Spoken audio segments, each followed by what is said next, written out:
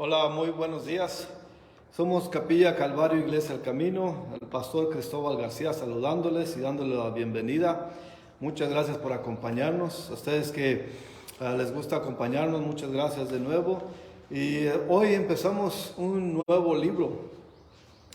Vamos a estudiar la primera y segunda carta de Pedro. Así que empezaremos hoy con la introducción de la primera carta, la primera epístola de Pedro. Así que si tienen sus Biblias con ustedes, vayan buscándola por allí, la carta de Pedro. Y mientras lo buscan, les anuncio que como siempre, este mismo estudio estará en YouTube más adelante, en un par de horas.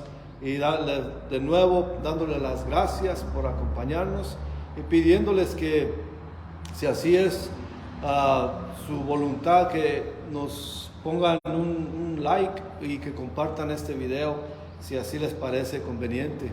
También les pedimos sus oraciones para este ministerio aquí en Michoacán, que el Señor haga una obra aquí por medio del Espíritu Santo y que salve a la gente de esta región. Este es nuestro propósito y por eso hemos venido aquí, para que el Señor nos use y que ustedes sean parte de este ministerio por medio de la oración, apoyándonos, levantándonos al Señor en oración para que socorra, bendiga y obre en este lugar y que nos use a nosotros como su herramienta, como su voz, como sus manos y sus pies. Así que muchas gracias de nuevo y con eso vamos a pasar a nuestro estudio.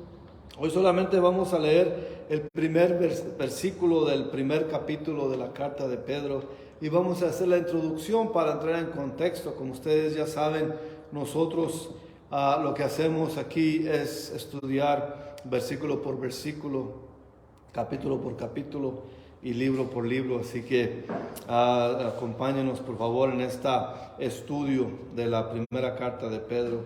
Dice el primer versículo y el único que vamos a leer hoy: Pedro, apóstol de Jesucristo, a los expatriados de la dispersión en el Ponto, Galacia, Capadocia, Asia y Bitinia. Como podemos ver, vamos a orar primero para entrar de lleno en nuestro estudio. Señor, le damos muchas gracias por esta mañana lluviosa, que es como una bendición a nosotros que necesitamos de la lluvia, Señor.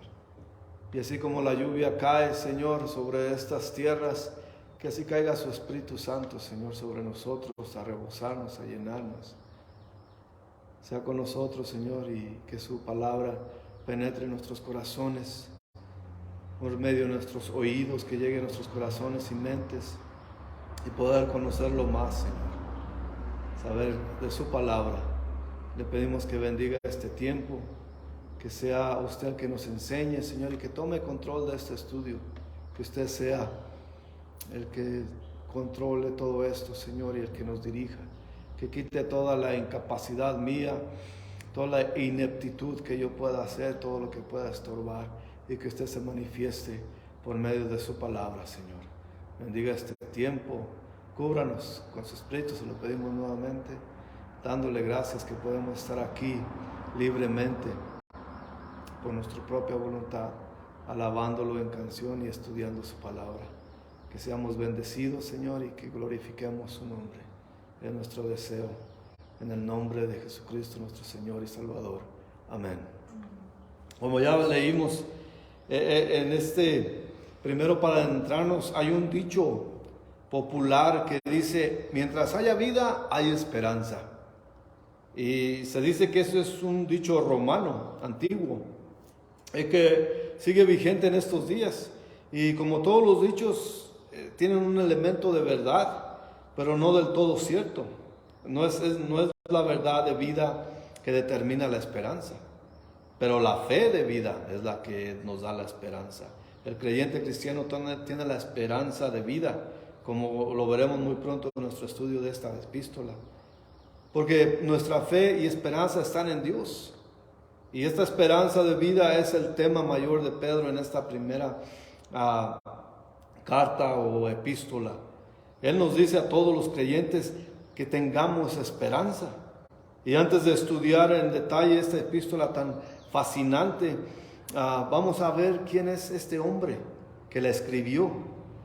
Vamos a ver quién es este Pedro, como se identifica aquí. Y vamos a ver qué es la personalidad de este hombre, y vamos a ver a la gente a quien se lo envía. Y también en la situación particular, y más o menos vamos a ver en qué lugar la escribió y qué la llevó a escribirla. Como dice aquí en la primera frase o el primer nombre de este versículo 1 de Primera de Pedro, se identifica a sí mismo como Pedro, apóstol de Jesucristo. Algunos liberales estudiosos cuestionaban o cuestionan si es que un común pescador pudo en verdad escribirla, especialmente que él y el apóstol Juan fueron calificados como hombres sin educación. En Hechos 4, versículo 13, ahí vemos que dice: entonces, viendo el denuedo de Pedro y de Juan, sabiendo que eran hombres sin letras y de vulgo, se maravillaban y les reconocían que habían estado con Jesús. Ese es el meollo de nuestro asunto, que este hombre, aunque cuestionado porque era un hombre común, y la frase que dice aquí de hombres sin letras y de vulgo, quiere decir hombres sin preparación formal, sin educación formal, sin escuela, básicamente. Pero en ellos se le miraba, y podemos ver aquí que ellos habían estado con Jesús. Esta es la gran diferencia, y que vamos a ver más adelante por qué el denuedo y por qué Pedro y esa personalidad que vemos aquí ya en Hechos 4, versículo 13, pero no siempre fue así Pedro. Esa es la gran diferencia, pero eso lo veremos más adelante. El hecho es que ellos, como tal, no eran líderes religiosos, eran simples pescadores. Pedro era uno de ellos, un simple pescador sin educación formal.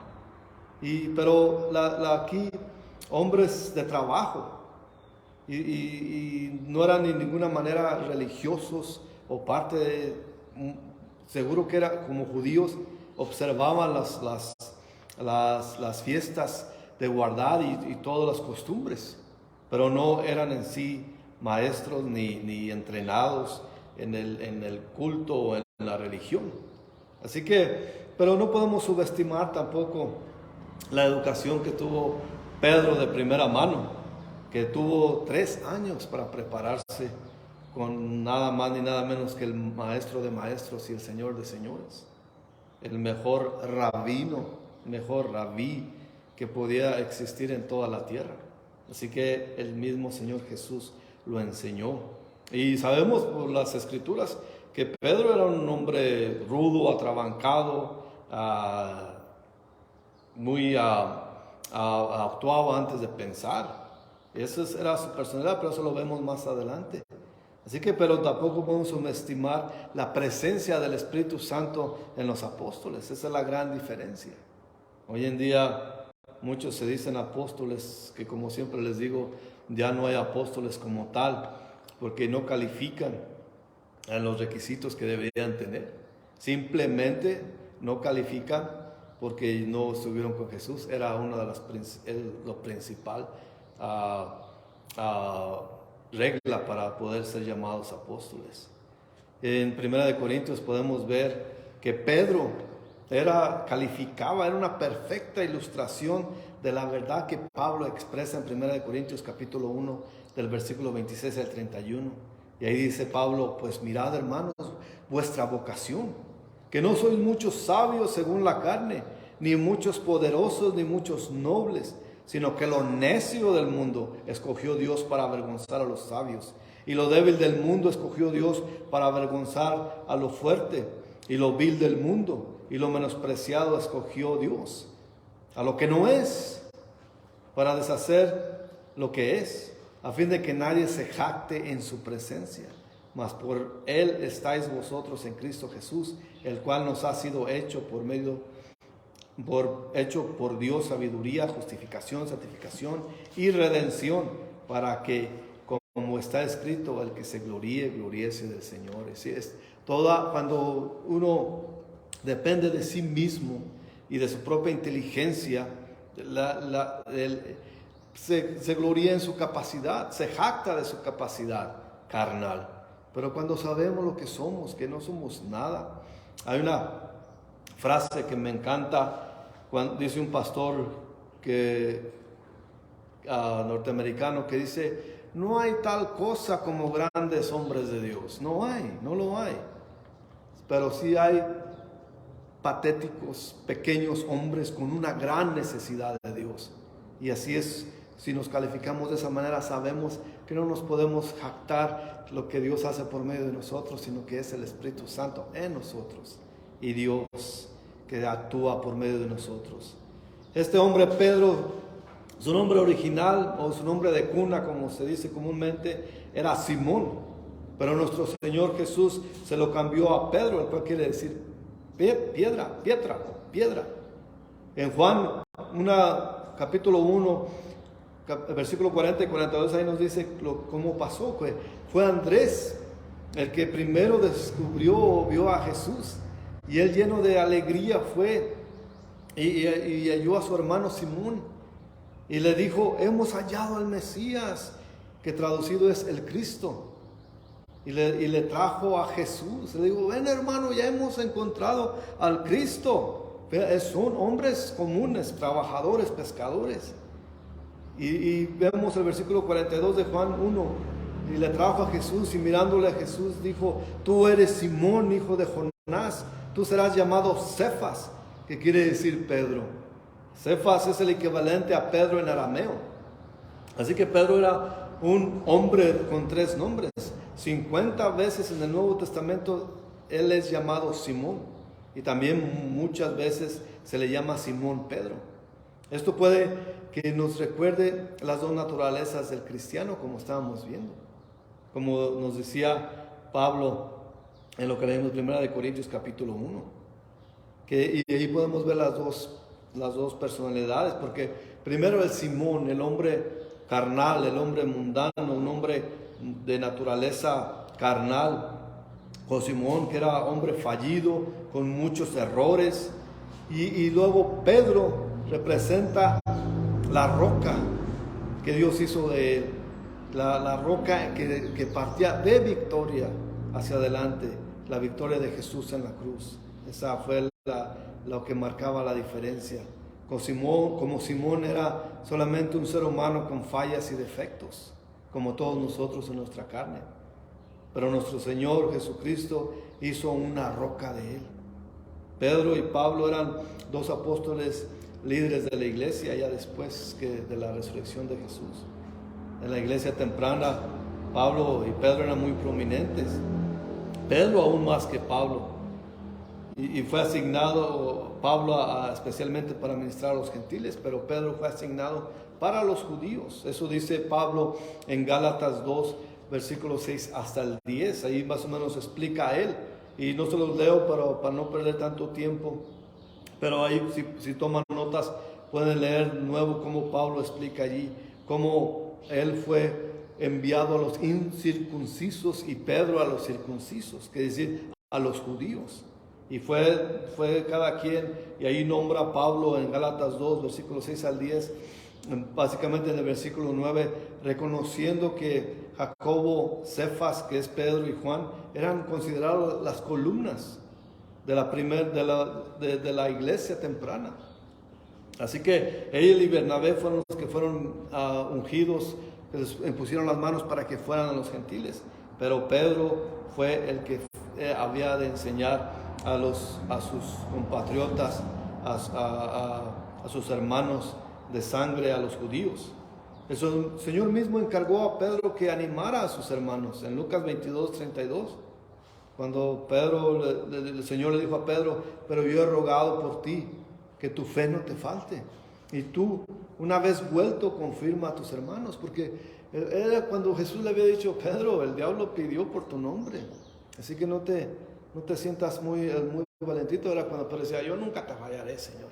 Y uno que dijo: Pedro, el mismo demonio ha pedido por ti, pero yo he rogado por ti. Sé que no lo dejaré que te toque, que te elimine, que te acabe.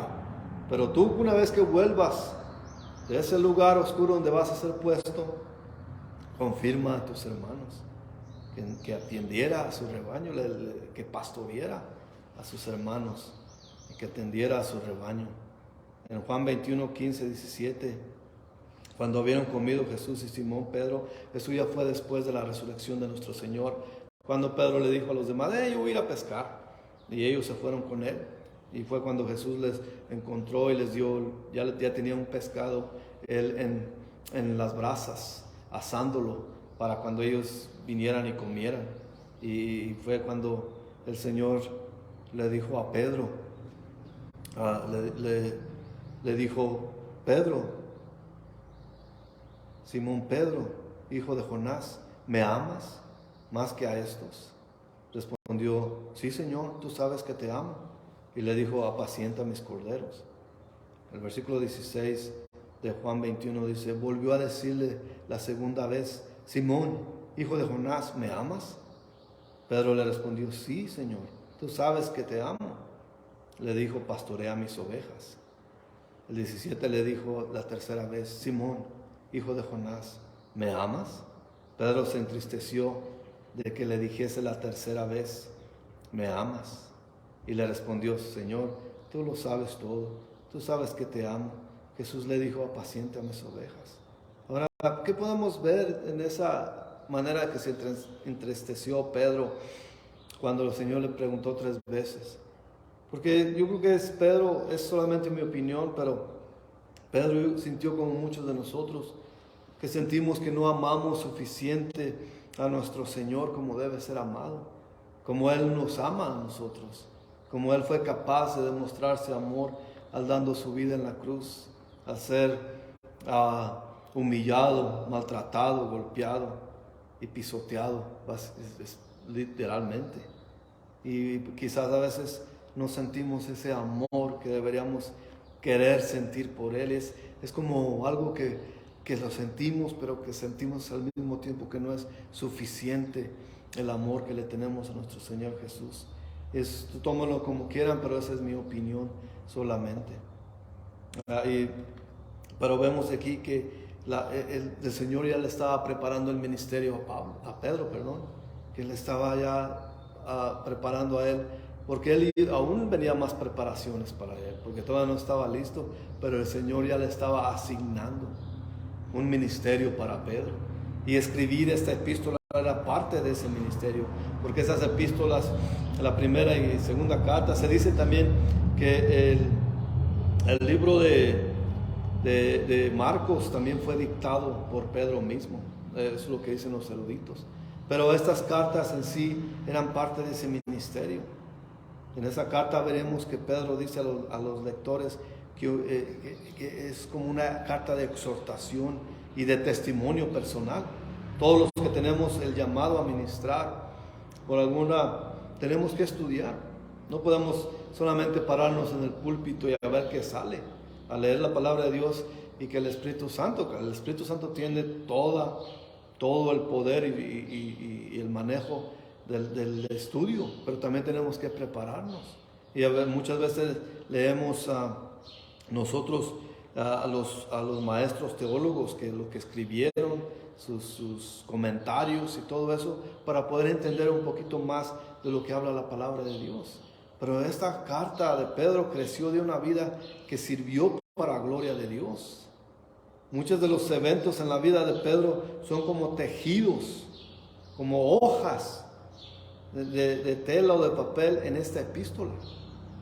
Pedro indica en el capítulo 5 de esta epístola, en el versículo 13, que esta epístola se escribió en Babilonia. Ahora vemos más o menos de dónde estaba Pedro cuando escribió esto. Ahora, Babilonia, donde sabemos que Babilonia fue la tierra de Nabucodonosor, y que tomó al pueblo judío cautivo y se llevó muchos a Babilonia, y donde había muchos creyentes. Según los eruditos y maestros, no hay evidencia de que Pedro haya ministrado en la antigua Babilonia. donde había una grande cantidad de judíos. Se dice que en Egipto había otro pueblo llamado Babilonia, pero no hay tampoco evidencia que Pedro visitara ese lugar.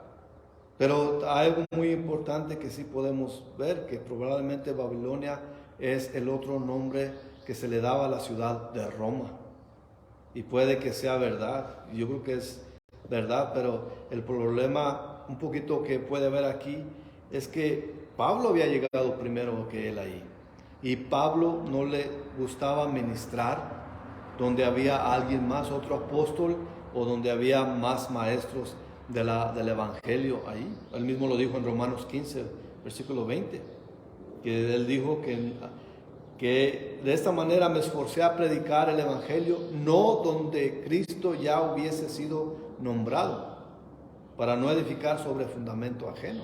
Entonces podemos ver, Pablo fue el que empezó allí el ministerio. Pero vemos, puede ser que Pedro ministró en Roma después que Pablo fuera puesto en prisión la segunda vez.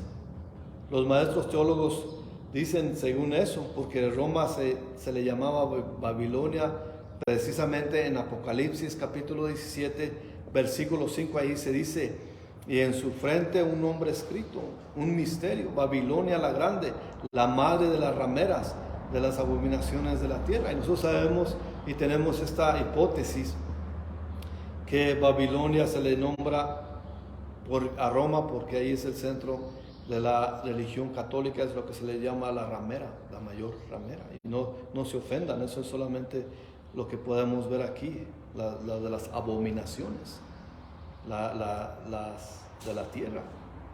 Pero no se le puede atribuir a Pedro que quizás sí fue a Roma, pero ya estando Pablo ahí, él no podía ser el que inició la iglesia en Roma, ni mucho menos que fuera el primer obispo, porque Pablo llegó primero allí a Roma.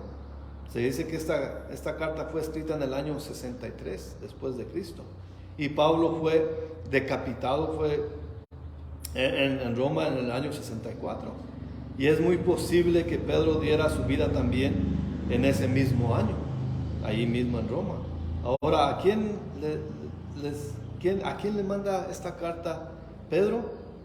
Se la manda a los que él llama expatriados y dispersos, no solamente judíos creyentes en general, dispersados en 5 diferentes partes del Imperio Romano, todos ellos en la parte norte de Asia Menor, lo que se le llama hoy en día el territorio de Turquía. Eso es lo que se llamaba Asia Menor en ese tiempo. Sabemos que Pablo también anduvo por ahí, y las iglesias de esa región eran formadas por judíos y gentiles, por gente no judía que se había convertido al cristianismo. Así que nombra ahí a Ponto, Capadocia, y quizás ellos se llevaron el evangelio, porque vemos que gente en el capítulo 2 de los Hechos, vemos que las que estuvieron allí en Pentecostés venían de Ponto y Capadocia. Entonces es muy probable que ellos se llevaron el evangelio cuando se regresaron a sus tierras de Jerusalén y en esas provincias, y la gente estaba en constante movimiento, y los fieles siempre llevaban el evangelio con ellos, como deberíamos llevarlo nosotros a donde quiera que vayamos. Es importante para nosotros saber que estos expatriados extranjeros pasaban tiempos difíciles, sufrimiento, en persecución.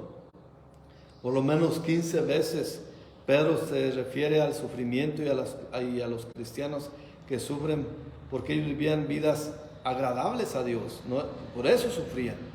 Muchas veces nosotros sufrimos y le llamamos persecución, pero nosotros a veces sufrimos por nuestra propia culpa, por nuestros propios hechos, nuestra actuación o nuestros errores nos hacen sufrir, así que no le podemos llamar a ello persecución. Persecución verdadera es cuando nos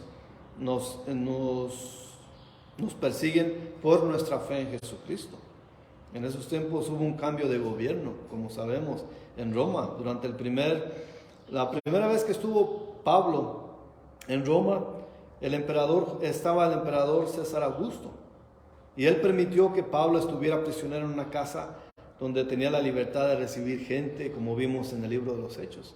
Él recibía gente y también vivía una vida más o menos agradable en una casa común, siempre custodiado, claro, pero vivía con esas libertades. Y después fue puesto en libertad. Pero muy poco tiempo después llegó el César Nerón. Y Pablo fue encarcelado de nuevo, pero esta vez fue encarcelado en un calabozo, no en una casa. Y puesto en cadenas. Ya no fue igual. Y con ese gobierno las cosas se iban a poner más difíciles. Se empezaron a poner más difíciles, empezando en Roma y después esparciéndose a todo el imperio romano, que era parte ahí de Ponto y Capadocia. Y por eso Pedro les mandaba esa carta a ellos, porque empezaba gradualmente y moviéndose. Y según los gobernadores de las regiones, era el acoso o la persecución.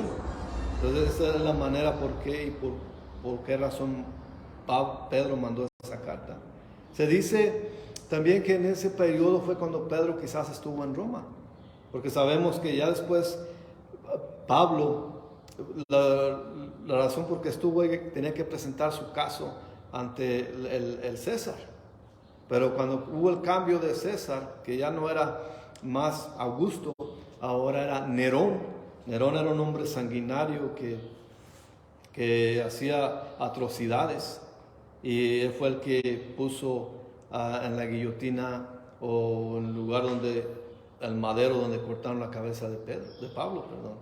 Así que esa era por eso la exhortación de Pedro, porque estaba viendo las cosas que estaban pasando allí.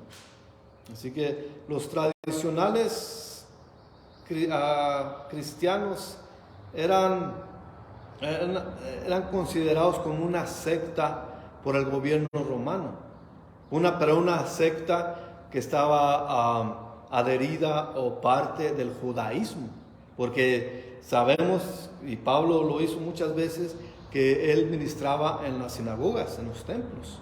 Así que el gobierno romano no tenía una posición fija en lo que se refiere al cristianismo, porque ellos pensaban que solamente se trataba de una secta parte del judaísmo mismo. Pero cuando ya estuvo claro que los judíos tradicionales los separaban o no eran parte de eso, y que ya el gobierno romano empezó a ver que era en sí, creían una secta, entonces empezó a tener una posición más firme, pero en posición en contra del cristianismo. Y de ahí, por eso vimos que allí, por eso fue cuando presentó su caso Pablo ante el César, decidió matarlo, porque sabemos que Pablo, de lo que lo acusaban, por la razón que llegó a Roma, no era culpable de nada de eso. También cuando pues se dice que Pedro murió también ahí, pero sabemos que Pedro murió crucificado, porque él pidió ser crucificado con la cabeza para abajo, porque no se sentía digno de morir como su Señor. Y de esa manera sabemos que fue de esa parte. Así que Pedro pudo que escribió esa carta allí en Roma, que le llama Babilonia. Y en los tiempos finales, cuando este mundo se acabe, Babilonia va a ser llamada a cuentas por el Señor, y la Babilonia moderna es Roma. Así que esta carta es muy relevante en esos tiempos y muy relevante en nuestros tiempos también, porque que no se ve aún tan recio la persecución o la oposición de los gobiernos liberales. Hoy vemos que en todos los países se está empezando a mover estas leyes donde hacen el pecado legal, por decirlo de una manera, que ya las cosas que son pecaminosas ante Dios, el hombre las está haciendo legales y tienen que ser aceptadas, fuerzan a las gentes a aceptar el pecado de los demás como algo natural, que nosotros nos oponemos rotundamente, por lo que Dios dice que es pecado, sigue siendo pecado. El Señor no ha cambiado de parecer. Y eso es lo que nosotros veremos, lo que el hombre habla ahora legal y normal, nosotros lo tenemos que llamar pecado como siempre ha sido. Así que eso es lo que estamos viendo ahora mismo. En ese tiempo era la oposición romana que iba en persecución de los cristianos. Y como siempre, como Pablo también anduvo, y cuando leímos el libro de los Hechos, como Pablo anduvo en sus viajes misioneros, sabemos que durante la persecución crecía más la iglesia cristiana. Y así que hoy en este momento nuestra oración es que la gente, al ver estas leyes llevándose a cabo, que lo vean como es, que son unas prácticas de rechazo a la voluntad de Dios, y esas prácticas que rechazan la decencia, la virtud, los principios morales, y tratan de imponer prácticas inmorales que Dios las ha llamado pecado y aberración. Porque nosotros los cristianos somos extraños y peregrinos en esta tierra, así como Pedro le llamó a aquellos. Nosotros somos extraños. Ahora, en esos tiempos cuando la gente está orgullosa de su país, de sus raíces, está bien, todo está bien, pero nosotros tenemos que estar más precisos en saber que no somos de este mundo. Somos peregrinos en esta tierra si somos verdaderamente cristianos. Somos ciudadanos del cielo por medio de la fe en Jesucristo, como dice Pablo en Filipenses 3:20. Mas nuestra ciudadanía está en los cielos, de donde también esperamos al Salvador, al Señor Jesucristo. Y por esa razón no somos residentes permanentes de la tierra.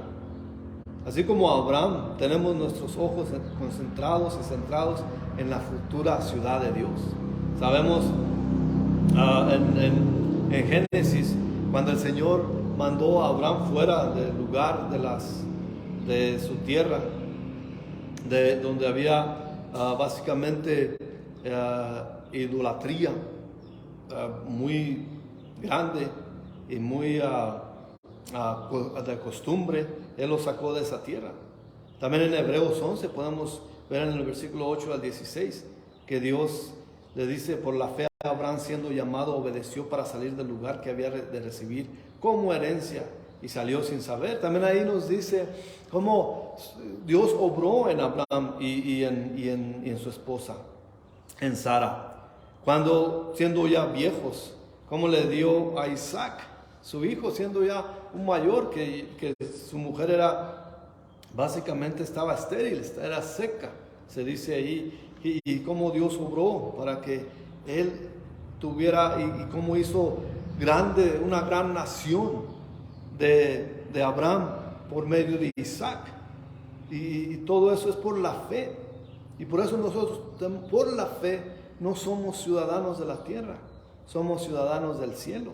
Y la gente nos va a decir que estamos locos, pero esa locura, que nos la llamen locura, porque eso es nuestra fe en el Señor Jesús. Él prometió preparar un lugar para nosotros. Entonces vamos a ir allá a acompañarlo.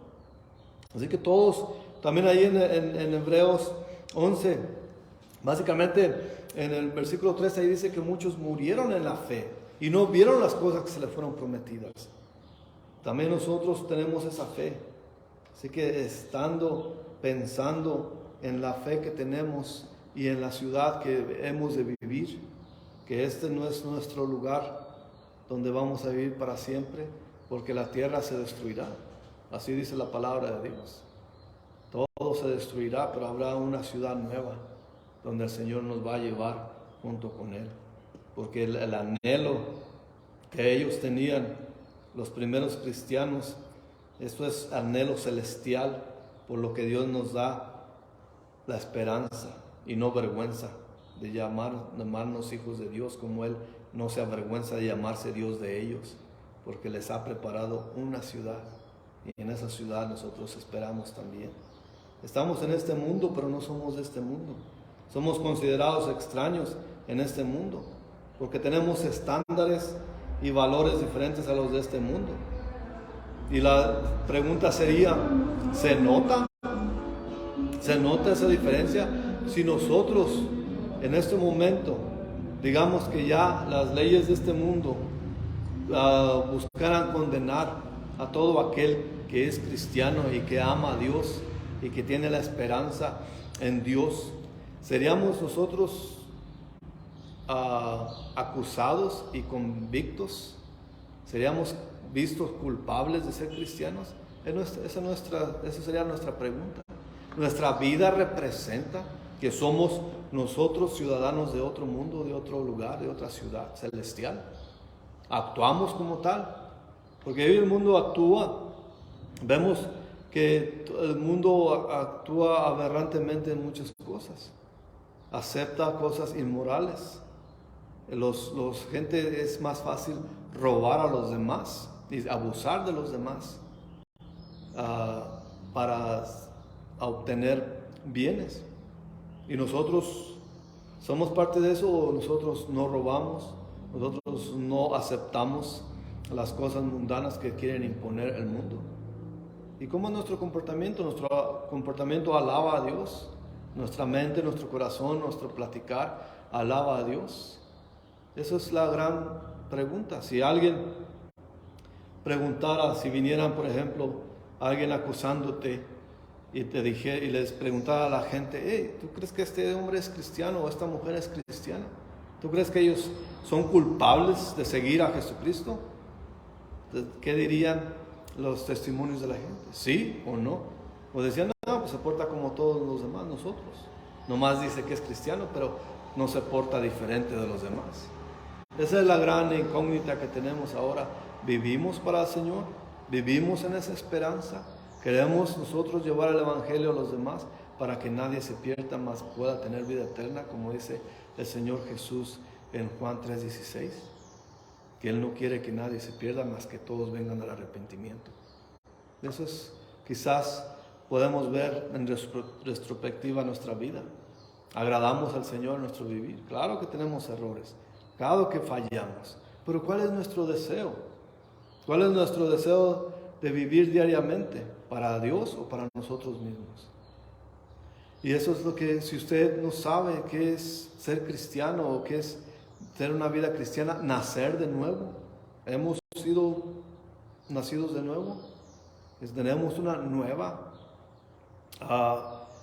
nueva manera de vivir. Tenemos la conducta de acuerdo a la cristiandad. Como Pedro, vimos que Pedro, antes de ser llamado Pedro, era Cefas, era Simón. Y cómo vivió su vida, aún caminando con el Señor, como sus fallas. Pero vemos la gran diferencia cuando Pedro dudó del Señor y cómo lo traicionó. Y cómo fue el cambio de él en el segundo capítulo de Hechos, donde él mismo se dirigió condenado a la multitud, diciendo que ellos habían matado a Jesucristo. ¿Cuál es la gran diferencia entre Simón y la de Pedro? Que el Espíritu Santo estaba sobre él. Ahora nosotros pedimos que el Espíritu Santo viva en nosotros y esté sobre nosotros y guíe nuestras vidas. Y nuevamente, si usted no ha vuelto a nacer, le diría que no pierda su tiempo, que se ha vuelto a nacer, que se ha regenerado. La regeneración ahora espiritual, más que la generación carnal. Y eso es lo que pasa, la transformación del cristiano viene al nacer de nuevo, a ser regenerados en el espíritu y no vivir en la carne más. Y si no sabe quién es o cómo es el ser vuelto a nacer, ahí en la Biblia está cómo es. Le podemos enseñar si nos manda un mensaje por este medio. Pero si no, usted ya sabe cómo es el volver a nacer y no lo ha hecho, hágalo. Ríndase a nuestro Señor Jesucristo y viva una vida agradable a Él. Esa es nuestra exhortación, que usted crea en su Señor Jesucristo como su Señor y Salvador, y verá cómo será la vida nueva de su nuevo nacer. Así que en eso le exhortamos. Nos veremos la próxima vez para seguir estudiando esta carta de Pedro a todos nosotros, porque a todos nos atañe lo que tiene que decir esta carta. Vamos a orar. Señor, le damos muchas gracias por este tiempo que pudimos adentrarnos un poquito, Señor, y en la introducción de la carta de Pedro y cómo nos exhorta a vivir una vida agradable en su voluntad, Señor. Ayúdenos a seguir estudiando esta epístola, Señor, esta carta, que podamos entenderla, que podamos ser edificados por medio de ella, Señor, y movidos, guiados por medio de su Espíritu Santo por estas palabras que vamos a estudiar, Señor. Toda honor, toda gloria a usted, Señor. Bendiga nuestras vidas, ayúdanos a vivir agradables, tener la valentía de declarar su evangelio, Señor, de no avergonzarnos de que creemos en usted y que vivimos para usted, Señor. Le pido, Señor, que obre en nuestras vidas, que obre en estas tierras, en nuestra región, en este estado de Michoacán, en este pueblo Pajacuarán y sus alrededores. Señor, que usted pueda mover su Espíritu Santo, que pueda haber un avivamiento, Señor, y que nos use para su honor y gloria, Señor. Que podamos discipular a la gente y prepararla, Señor, para usted y su reino. Se lo pedimos, Señor, dándole gracias. Le pido que usted toque, que sane las enfermedades de los que necesitan sanación, Señor.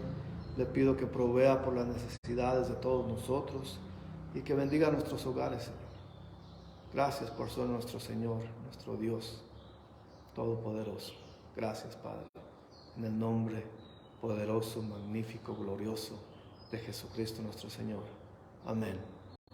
Muchas gracias por acompañarnos. Nos veremos la próxima vez. No se les olvide compartir este video y próximamente estaremos también en YouTube. Que Dios los bendiga grandemente.